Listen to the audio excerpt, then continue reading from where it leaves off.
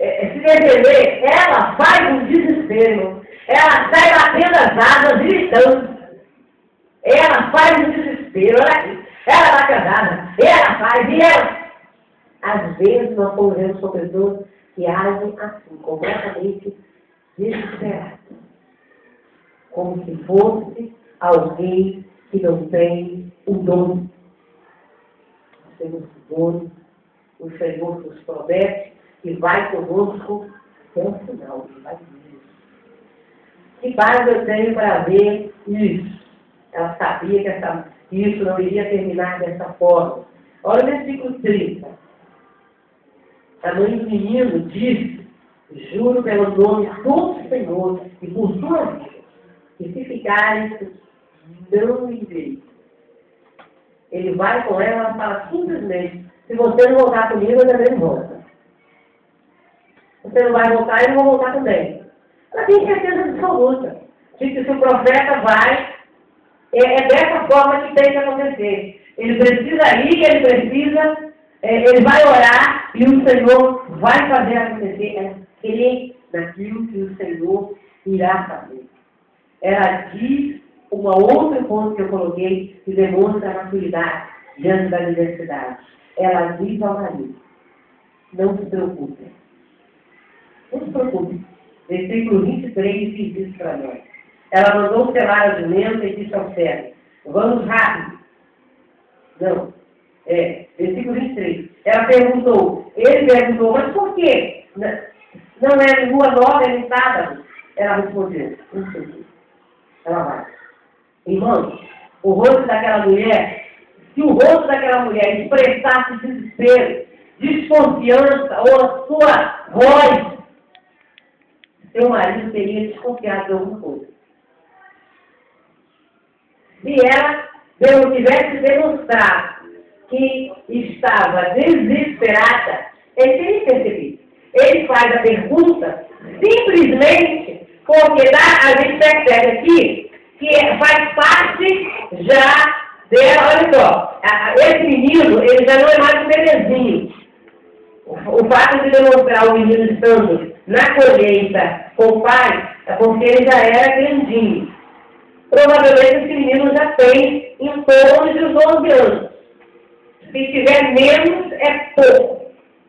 Porque era, em geral, uma idade em que a criança já pode sair um pouco além. E o comum era que aos 11 anos eles eram apresentados ao templo já considerado homem. Então, já se poderia ir. Mas vamos imaginar, então, se a gente quer trazer mais a idade dele para cá, vamos colocar. Então, se ele tivesse uns 8 para 10 anos aí, eu não acredito que ele tivesse menos do que isso, não. Porque as crianças eram muito apegadas às mães até essa idade, para depois ele se separar nesse contexto aqui do povo de Israel.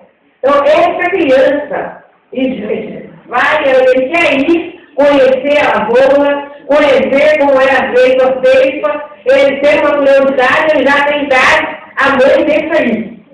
Ele é levado para estar com o pai lá.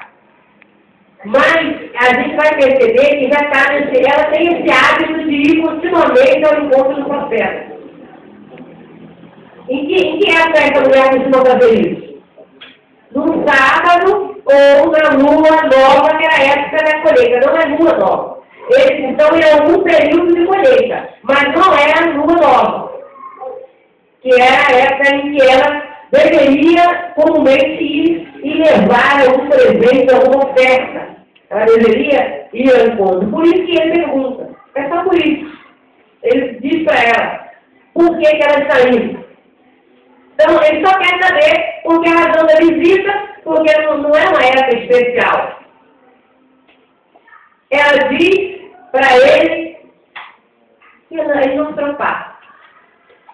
A nota importante aqui que a gente precisa me chamou a atenção é o caráter dessa mulher. Era tão marcante que ele confia plenamente. Ele confia plenamente, lhe deu certo, lhe deu o animal selado para que ela vá ao encontro do profeta. Bem, ela não é sábado. Ela ela não está indo na adoração. Ela não está indo levar em oferta. Não é uma nova. Mas ela pede para ir até o profeta. Ela tem algo muito importante para falar com o profeta. Simplesmente isso. Vá. Ela diz, não se preocupe. E ele a deixou ir.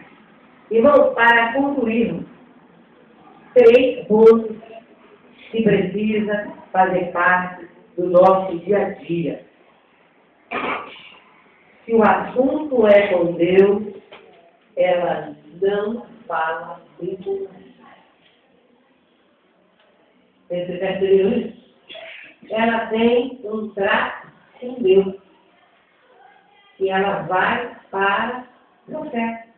É com ele que ela vai conversar. Não ia adiantar ela fazer escândalos ali, escarcel. Ela não pediu esse filho. Ela estava muito feliz com o marido, com o contexto que ela vivia. Embora, como eu falei, provavelmente ela tivesse desapercebida, tal era o seu bem-estar em família, na sociedade, que ela está desapercebida do futuro cruel que a rondava, do fato dela se tornar viúva num contexto ali sem filhos. Mas ela está feliz. Então ela não pediu esse filho. Então o que ela faz? Ela pega.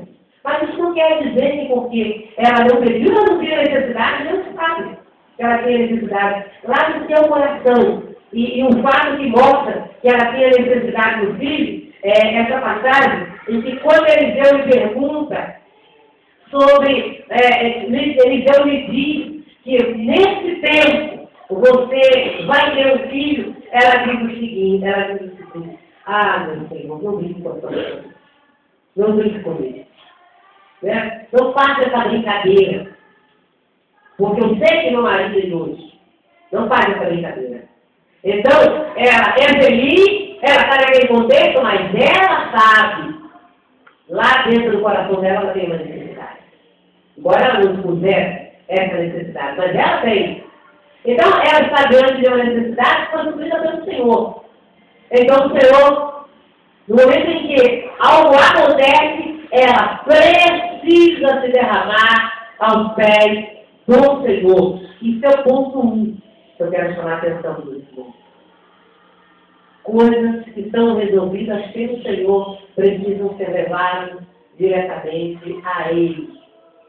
Por melhor que seja o diálogo, e a gente vai perceber que essa esposa tem um bom diálogo com o seu marido. Era comum na época o fato da mulher não poder ter filho, o marido ter permissão de ter uma segunda esposa para que ele gerasse filhos, para que os bens, o nome dele não se perdesse. Era comum naquela época, como a gente vai ver em Ana. Ana não podia ter filhos, por isso Eucana tinha uma segunda esposa, não que ele não a amasse. O texto deixa claro que ele a amava profundamente. Mas a sociedade da época exigia que houvesse filhos. Senão, o nome do homem era completamente extinto. E os bens passavam a mão de outro. Então, a gente vai ver, nesse contexto aqui, irmão, o Deus presente, e ela sabe disso. Então, o Deus que lhe dá o nome, o Deus que faz com que o nome do seu marido e ela se perpetua, não está dormindo. Mas aconteceu uma necessidade. Algo aconteceu para interromper o trajeto daquela história que tudo ia bem. Número 1, se o assunto é com Deus, é com ele que a gente precisa ir tratar. Segunda coisa, ela crê no que Deus fará. Essa mulher crê no que Deus fará, irmão. Ela sabe que Deus fará algo. Então, ela não está desatenta a isso. Ela só vai falar com o profeta. Ela não tem nada, se ela não falou com o marido dela, não é com o servo do profeta que ela vai falar. Ela só vai falar com ele. Não é porque ela está tão indignada, tão revoltada, ela está a ponto de